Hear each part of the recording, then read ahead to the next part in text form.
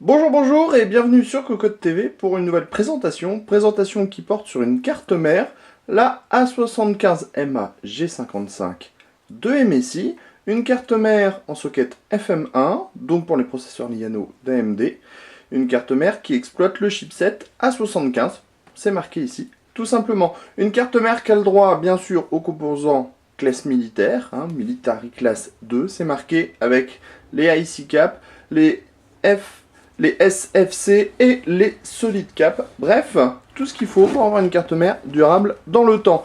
On commence, comme toujours, avec le bundle.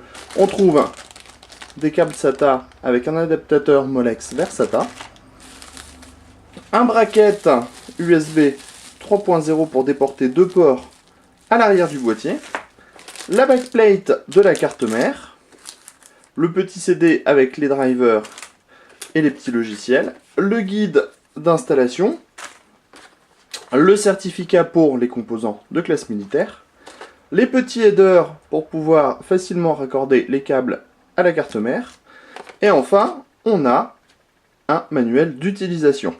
Maintenant qu'on a vu le bundle, on va passer tout de suite à la carte mère.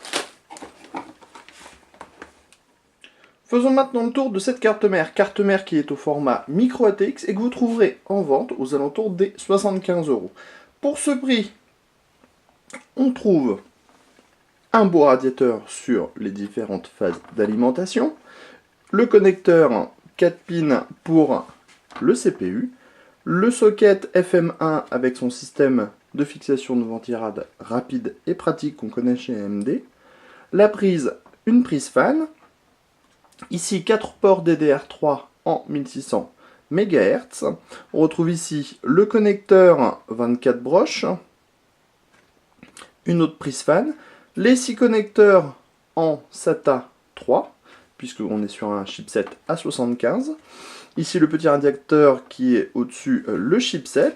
On a ici les différents headers pour l'audio, l'USB, mais aussi le header pour pouvoir rapatrier soit deux USB 3 à l'arrière de la carte mère ou à l'avant du boîtier si vous avez les prises nécessaires. Au niveau des connecteurs PCI Express et PCI, on trouve un PCI classique, un PCI 1X, deux PCI 16X, tout en sachant que le premier est câblé en 16X, mais le second en 4X, bien sûr, technologie Crossfire, disponible. On pourra même exploiter, pourquoi pas, une carte graphique en 16X et la carte graphique intégrée au processeur.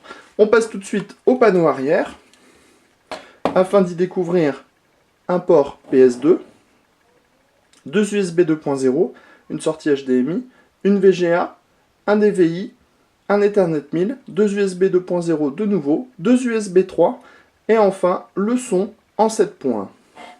On vous propose comme toujours de terminer avec un petit tour de la carte, afin de la découvrir plus en détail. Bien sûr, on ne va pas le répéter, composants de classe militaire, comme souvent, SATA 3, USB 3, DDR3 1600 MHz et deux ports PCI Express. Un en 16X, un en 4X. Voilà pour le tour de la carte mère. On va vous dire à bientôt sur Cocotte TV pour des prochaines vidéos de présentation.